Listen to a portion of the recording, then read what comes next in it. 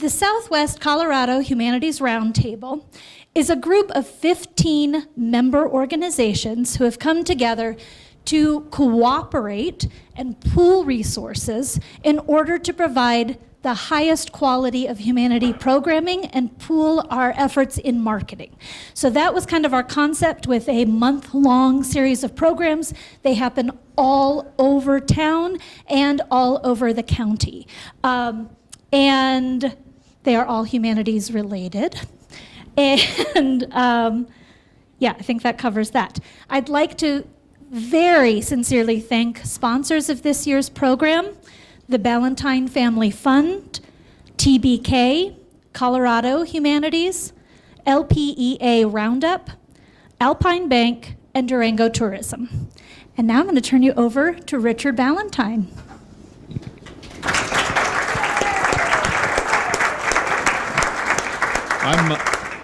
I'm so pleased to be able to introduce just very quickly such a significant individual in Durango's future. And to be able to be here, to hear again Greg talk about the transformation of downtown Durango is going to be really exciting.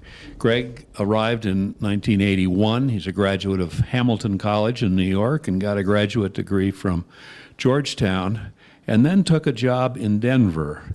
And thanks to Vicki Vandegrift's father, Vicki's here, thanks to Lynn Vandegrift, who must have sensed Greg's potential, hired him to come to Durango for Durango's planning department. So it's wonderful to have all of you here. Thank you very much. This is a full month of history. A lot of fun, varied activities. Greg.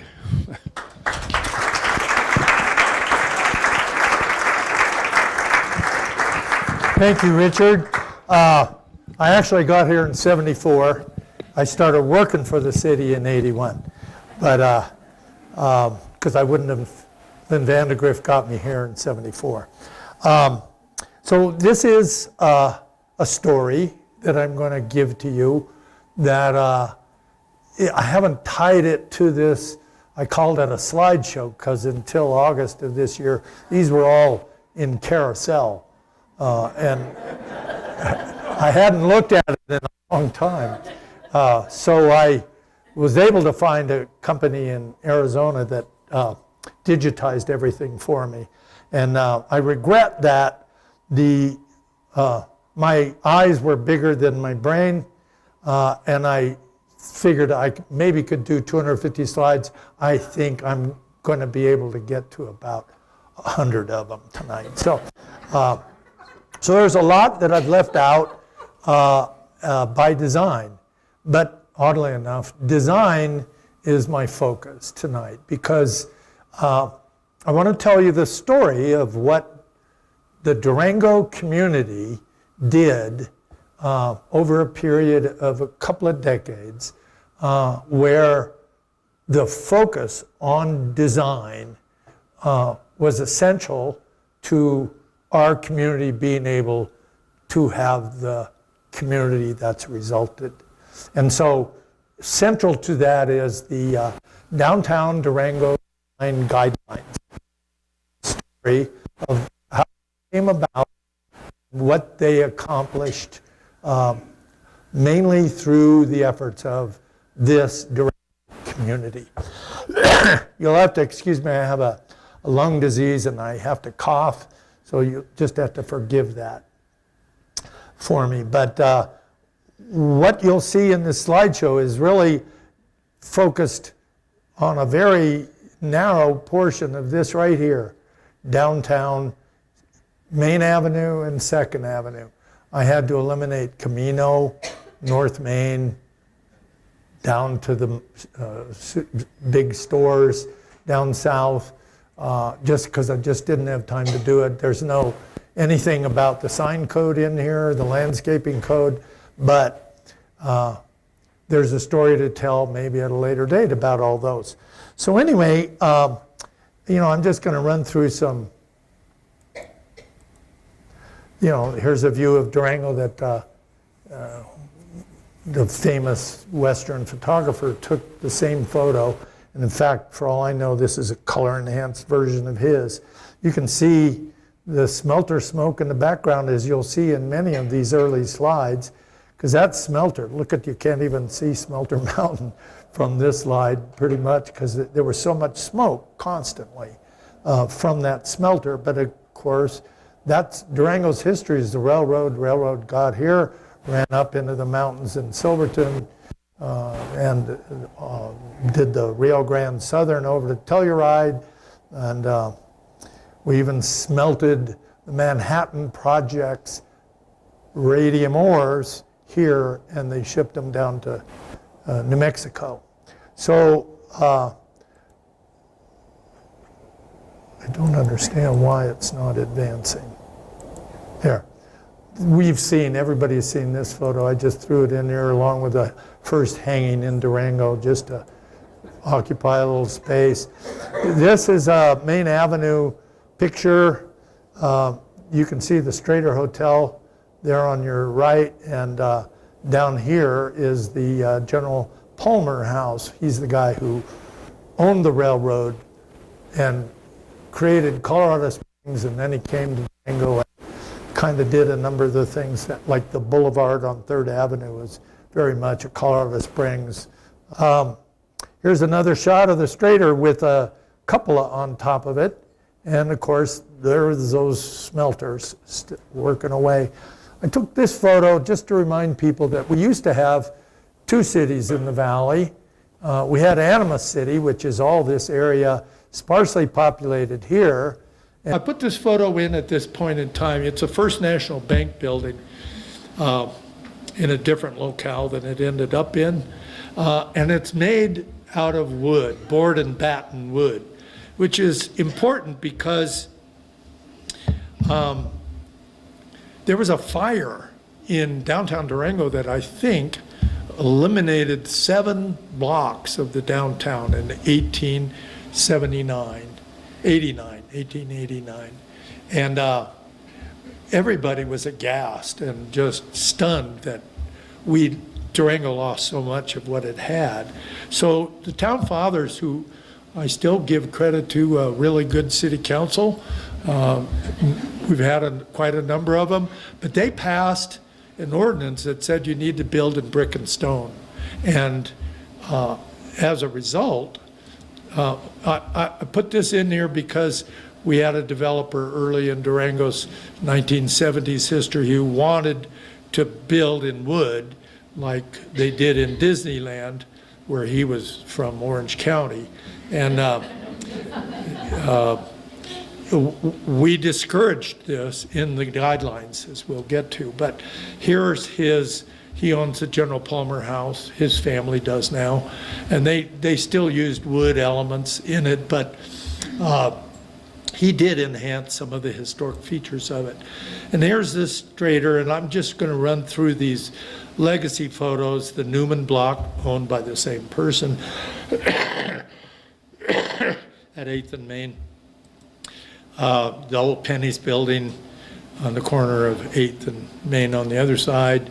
The old First National Bank building with B&B Clothing and Moto Day, for people who remember that. You can tell how old this place, how old these photos are by looking at the cars. Yep. So here is Burns Bank, and I just call your attention to this part of it right here, because we'll come back to that. This is the Garden Schwartz building and the Central Hotel and the old post office. They all still stand. They're all still, and I didn't take a photo of the high school, but they're all brick and stone buildings that are still part of our legacy. And I think it's pretty, even the Elks Club on 2nd. This photo is really a stunning photo to me. Not only do I live across the street from this block, and I have for many years, decades even, but if you go from here to here, from the Garden Schwartz building to the Newman block. You can see that there was a building taller than the Newman block in the middle of it. And this photo, you know, I don't see any cars, there are some cars, so it's probably in the 20s as well. But it was really Durango's most prominent block in terms of the mass of the buildings. And then, a month before I moved here in '74, they had a fire downtown, another fire that didn't burn 7 blocks, but it burned that whole stretch of buildings that I just showed you, August of '74. Unfortunately, 2 people lost their lives in it, a fireman and a policeman, and it was arson Sept, and just a real tragedy. And these are just some photos of the fight of the fire and what the total devastation was of everything that remained. And, you know, it looks like World War II somewhere. But the main mall ended up being built in that location. And, you know, the main mall tried, but their design didn't work out for the owners of it for quite a while, because the after story was that it would have been better served and serve a better commercial function if they each had their own stores fronting on the street instead of this monolithic frontage. But nonetheless, the main mall still stands today, still successful. The owner is present this evening. And so the town businessmen freaked out about this fire in 1978, 79. They didn't know what to do about filling that space that the main mall is in, and what they wanted to accomplish in rebuilding the image of Durango. And we had a couple of architects in town who sort of got an early picture of what could be done. So here's the Burns Bank building right out my bedroom window, and here is the addition that they added onto it. And you can see they replicated these design features. I'm blanking on all those historic references right now, but kept second story windows sort of similar. And as the design guidelines evolved, you'll see how those sort of features got incorporated. This is Main Avenue. I think it was in the late 60s, early 70s. Now, I'm going to leave this up for a while so you can take in all that rich detail. But I'm going to tell you what Durango as a whole downtown was like then. And that is, it was an industrial city. It had been founded by the railroad. Everything from the railroad tracks to the river was owned by the railroad. They had storage yards and all that sort of stuff going on there. Ultimately, the railroad sold off portions of those properties, and we ended up with 3 lumber yards in that area. They were still here when I got here in '74. 3 lumber yards. We had 3 auto dealers on 2nd Avenue. We had 4 furniture stores, 2 bottling plants, both Pepsi and Coke, on land west of the railroad tracks. We had multiple garages, auto parts stores, tire stores, a lot of industrial uses, and refrigeration units, gas stations. So you can see these next 3 photos are taken from the base of Maine, standing right next to the movie theater. And the Jackson family had already come into town, and they'd done Ralph Polo Polo building here and everything. But you could see, here's a Phillips 66 station at Main Avenue and 6th Street. I'm going to call it 6th Street till it became College later. And there's a Texaco station on 7th. And we'll cover those two shortly. But Jim Jackson was the breath of fresh air, even though a lot of it was hot air, but a breath of fresh air because when the fire hit, the downtown business people created a Heritage for Tomorrow committee.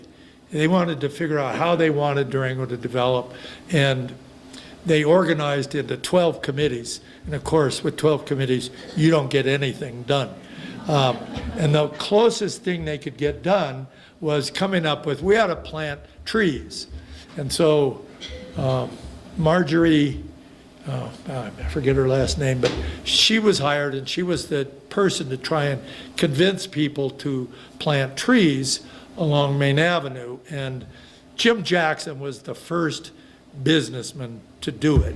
And you can see a couple of years later, a lot more plantings, and we move up the street a little bit, and this is pretty much what we've got today.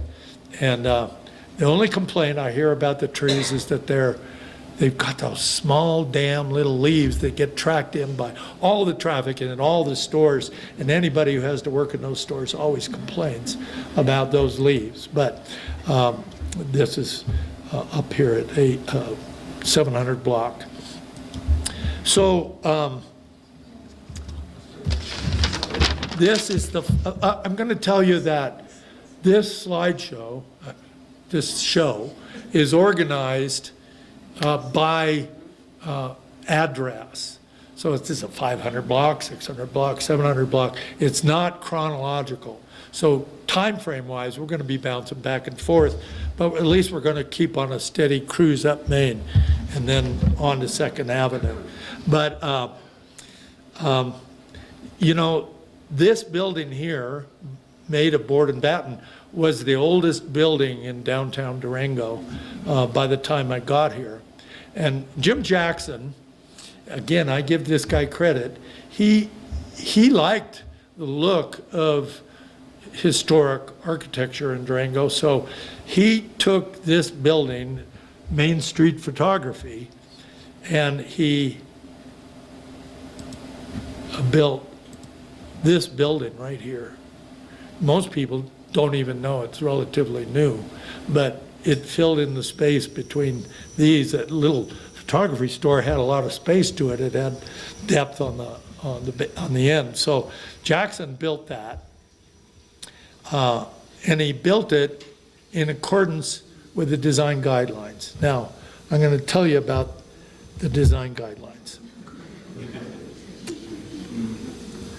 Everybody wanted the city to come up with something that wasn't too difficult or strict, but accomplish the objective of having a historic look to our downtown.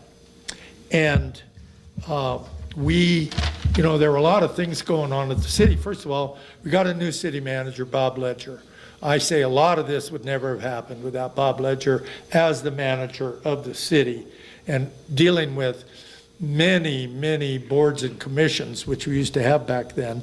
But we hired a design consultant, I think with Heritage, not Heritage for Tomorrow, but Main Avenue, Main Street program, which is a national program, and Durango was able to connect into that and get some monies, and hired a guy who's nationally known, Norrie Winter, out of Boulder. He practices all across the country and internationally as well. He came up with our design guidelines. Now, our council adopted those design guidelines as voluntary. They weren't mandatory. And as a result, there were some places that we tried to encourage people to build in accordance with the new guidelines, and you'll see the result of what happened. But I also wanted to say that our department applied for community development block grant from the federal government, and what we did is there were blighted areas. You had to have blight in your definition of your area, and we had it in various places near downtown and in downtown. And so we qualified for the money, and what we set up, and when I say we, I mean we, the community. It wasn't just our department, but we set up a revolving loan fund that would loan money out to people who voluntarily complied with the guidelines. Now, this was post-oil embargo, depression, you know, and it didn't hit Durango until the 80s. But as it was hitting Durango, the interest rates on a normal market rate loan, 13% back then. And we offered loans at 5%. So we had a number of architects locally who jumped on this bandwagon. Rick Feeney, R. Michael Bell, Dean Brookie, Steve Golick, all of whom were available and helped property owners out design buildings that complied with the guidelines. And that's what you're going to see mostly in this show. But for now, this is what we had at Main Avenue and College, 6th. And it was a beautiful building. Well, finally, they took that down. They took their big sign down, and they were still pumping gas, but they created a fudge works in there, so selling fudge and gas. The smells were really incredible. But then this guy came to town. He said, I'm going to build a new building here. We said, how about following the guidelines? No, I don't want to do anything. I'm going to do it the way I want it. Well, this is what we've got today at this location by this guy. You know, we never had bay windows on Main Avenue ever until he put this in. And, you know, it didn't have anything to do with our historic character or anything like that. But that's the second, third iteration. And here's the final one, which is they had the band shell. They put the band shell in because Jim Jackson, catty corner from it, and his hotel didn't like all that noise coming in, so they confined the noise that way. And that's why that band shell still sits there. But next door, here's the gas station. Next door, here was the Cat and the Fiddle.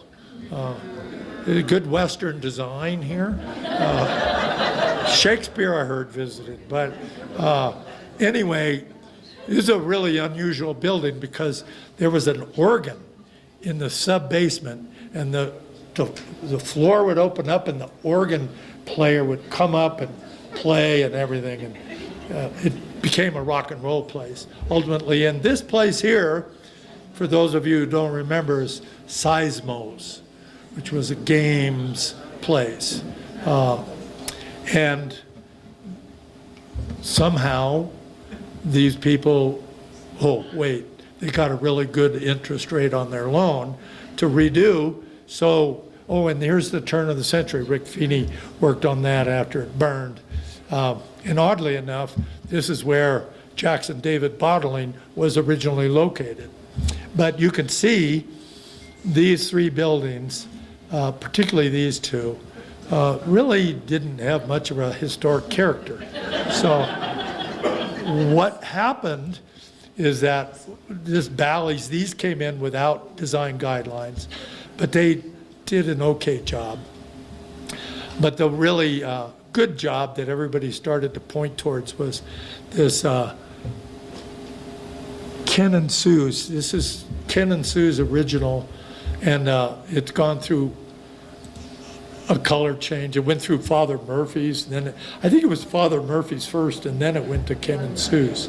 But I had this reversed. But you could see what, the keeping the clear story, the recessed entry, the awnings. So that's a lot of what the guidelines were recommending.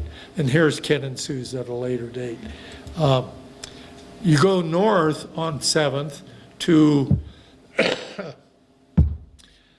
the shirt off my back, oddly enough,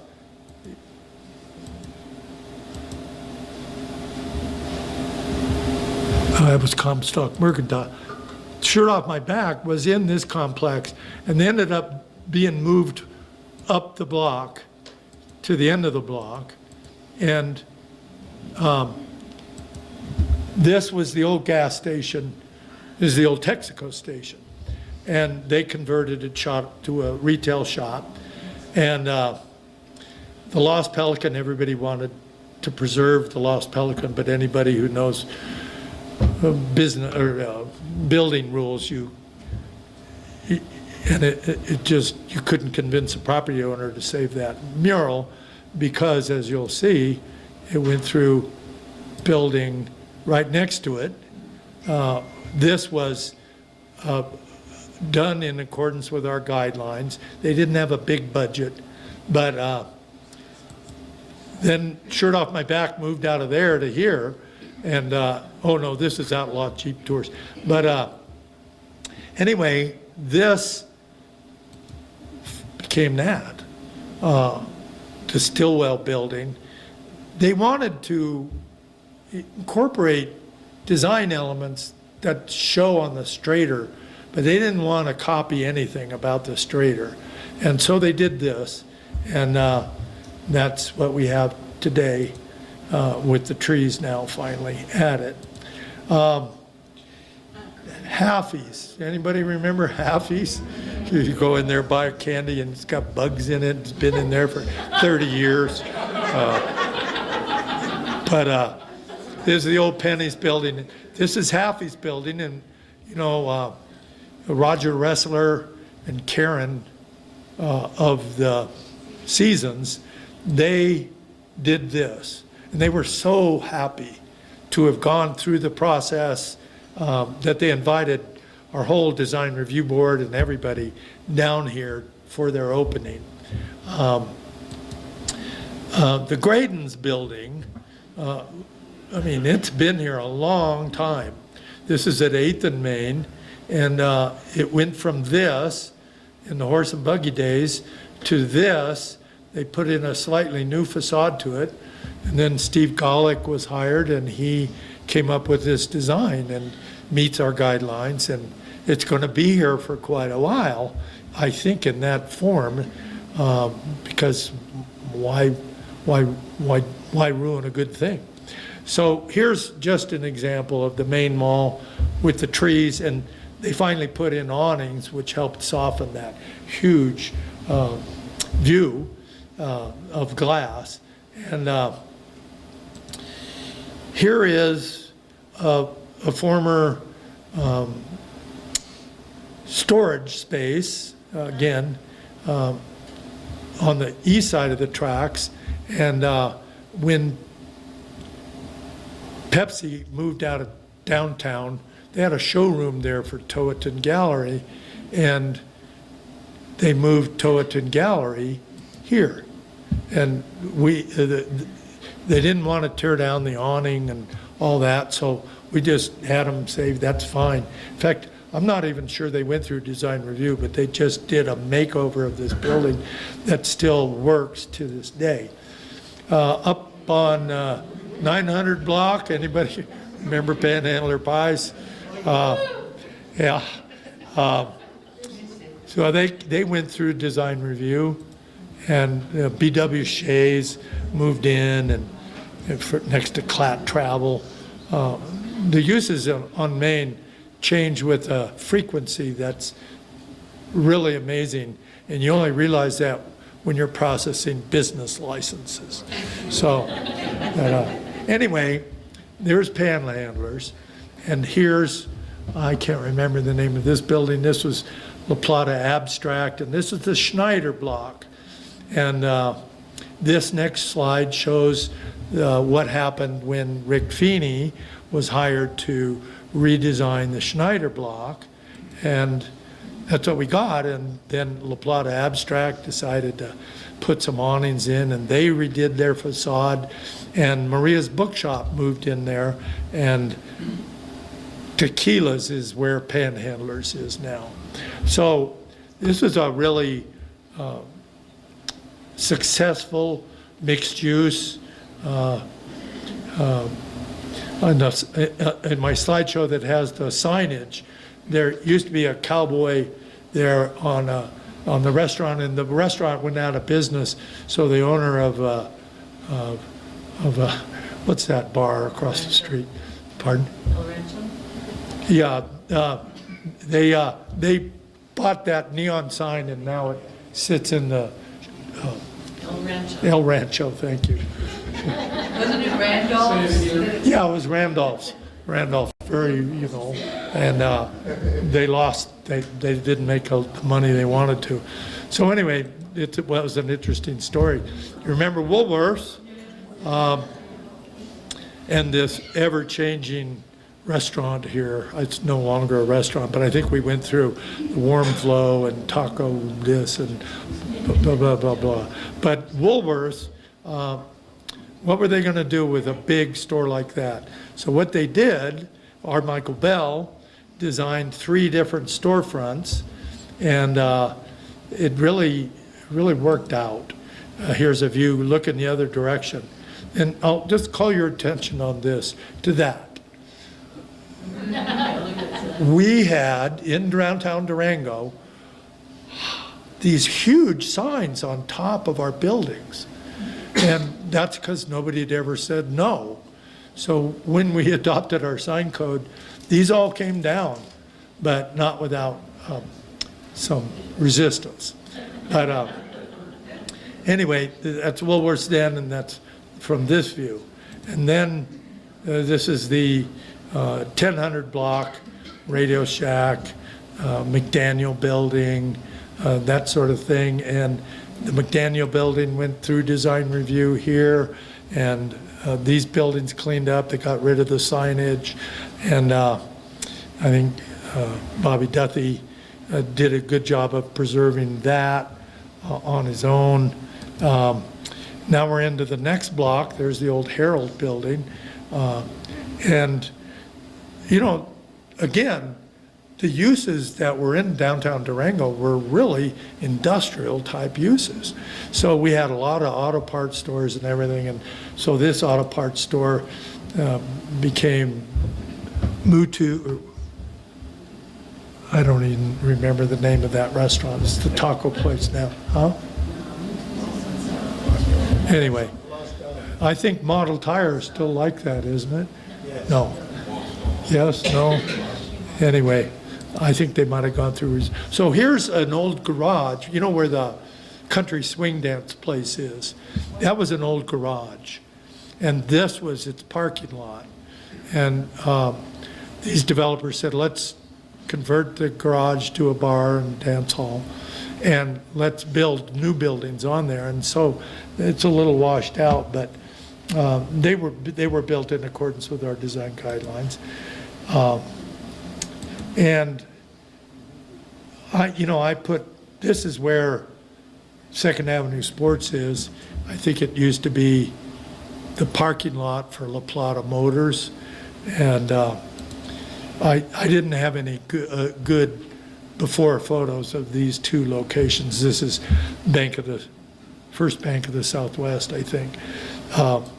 Whoops, with another view of that from the other side of the street.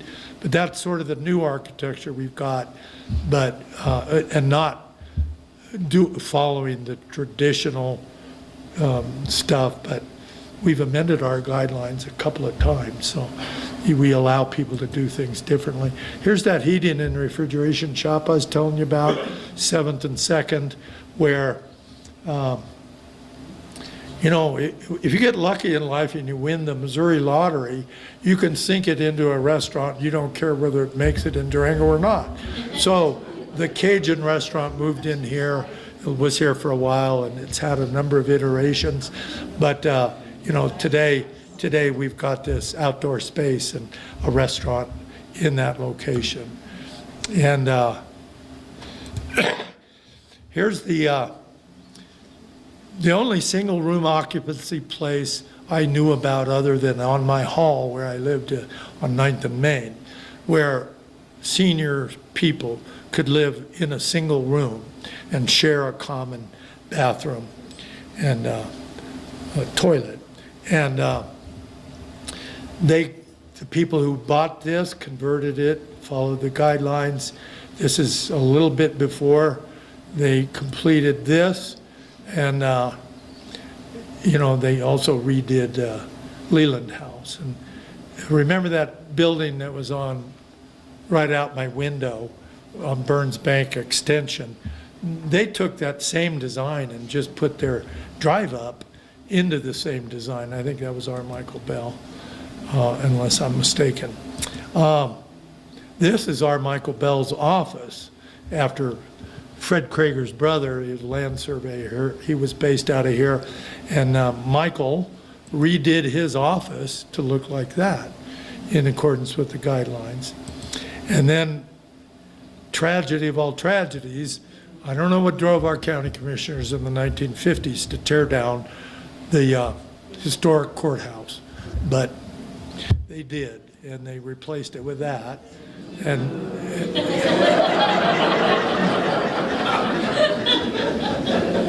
And then our local populace said, "County, can you do anything better and restore the bell tower?" And so they did, and so we got this redesign of this building. I guess I know we've turned the bell off now because people, it was a louder bell than previous, and most of the people who slept around there, me included, you didn't sleep very well, at least past up through midnight. 1 o'clock it was one ding. But anyway, you know, this is, we had the 2 auto dealers, 3, La Plata Motors, which then became Hunter Brothers Ford, and then we had Morehart at 7th and Main, and then we had Carroll Motors, which is actually Murphy, Pat Murphy Motors. And this is, I think, a showroom from that, and then the guy, Roger Candelaria, bought it, and he built a 2nd story in accordance with our guidelines, and then he put a 3rd story on where Ecosphere is now. A little jarring visually, but they tried to do what they could do with the money they had. So here's another building that's right outside my window to the east. This is the old Masonic Lodge where Red Snapper was. And the guys who bought this and refurbished this building wanted to do an addition. So they put this on, and I thought, this is a really good addition. I mean, it still replicated the windows, and it got a little precipice up there that mimicked these or reflected these. My only problem with modern life is that there's this big metal contraption up here now that shines this really hot light right into my apartment. So that's it. So here's Morehart at 7th and 2nd, note. And Bodo Park was built and started to get occupied in 1974. Before then, there really wasn't a lot of places for people to go, sell cars, do business, do industry. Strip malls weren't invented in Durango yet in the 60s, 70s. So Bodo Park took a lot of relief off, and we had a lot of businesses from downtown Durango move out to Bodo. And in fact, the city of Durango, which used to have a shop and yard, do you know where that, anybody remember where that shop and yard used to be? Rotary Park. That's why it's a city park, the city owned it. So we turned it into a park when we moved out to Bodo. So anyway, Morehart rebuilt to this mixed-use building. Their used car lot, their Subaru lot, opposite from them You know, you let somebody creative like Paul Wilbert, a landscape architect, God rest his soul, he was a great landscape architect, and you see a lot of his landscaping plans bearing fruit, not quite fruit, fruition at various locations. And this was a lot he designed the landscaping for. So here's, everybody recognize this building? Steamworks. Yeah, Steamworks now. Steamworks. Well, it used to be Goodyear Tire. And Murphy showroom was in the front here, but it was a tire shop and maintenance place for a long time. And now it's this. And then here's Carroll Motors across the street with its beautiful sign. And anyway, you can see they used to unload all their cars right in the middle of the street, which created a little bit of problem for traffic, but you just lived with those sort of things in the old days. And now it's the art center. So I think I ended up ending my slideshow right here with one last photo. And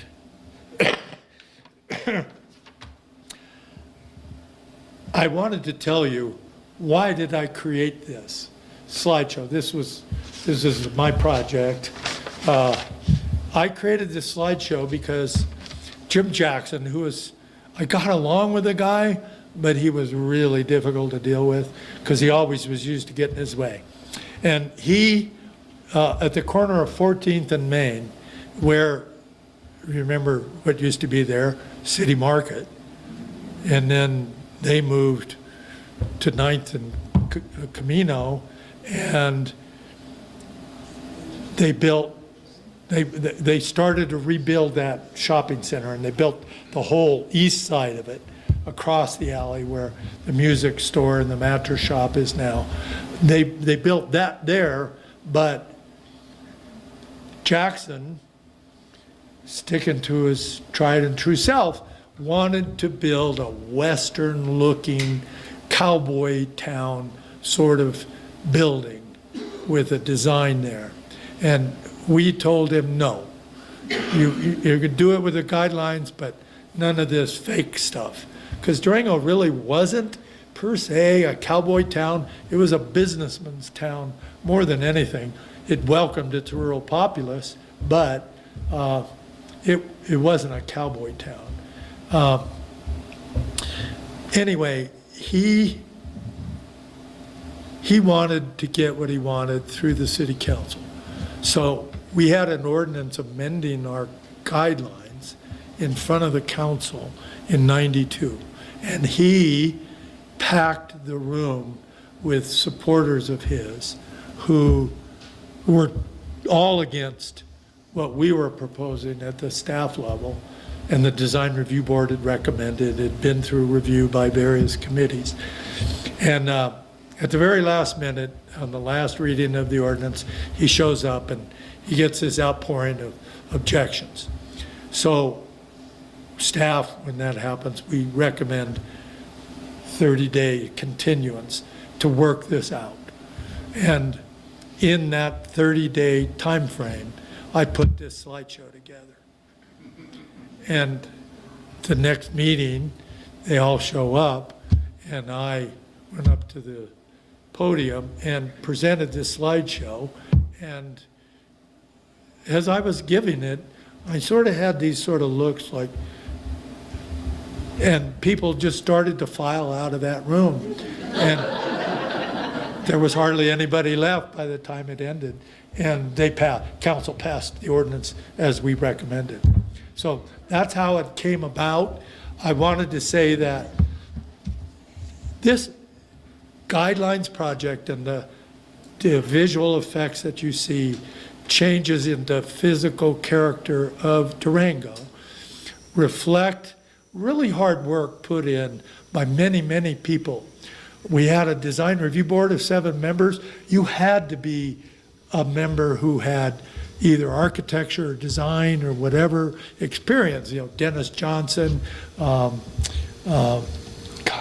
he was one of the best guys, and I'm blanking on his name right now. But Tom Barry, they were chairs of the board. Karen Langhart, thank you. I'm glad I got these staff members here. But anyway, they really put time and effort in to not only being fair, but to being helpful. That's what the whole sort of tenor was back then. We had regulations, but we tried to help people out. Here's a 5% loan that might help you out. And, you know, the city councils were good and supportive. The city manager, as I've mentioned, was great. It was a community effort. Everybody supported design, good design in Durango. And so we had to pass a sign code, which really worked until the state legislature changed the rules on what local governments can do. So it never got fully affected, but I have another show that is all sign code.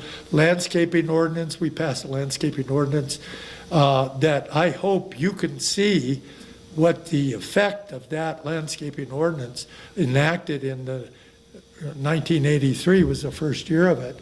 But you can see how many buildings around town, not to mention Walmart and Home Depot, just planting the heck out of their parking area.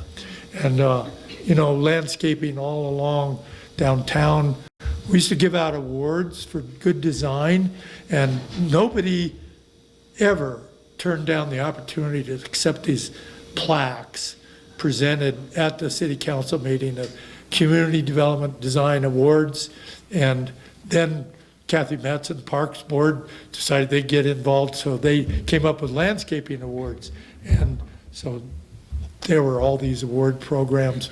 We don't do it anymore because it took too much time. Which staff didn't have that amount of time. What was that? We do them. Oh, good. You know, I've kind of tuned out since I retired in 16. But anyway, that's my show. I really appreciate you coming out. I hope you found it interesting.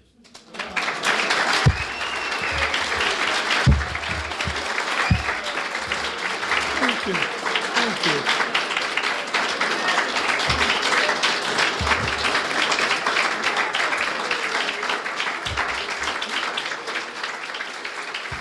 Thank you. Thank you.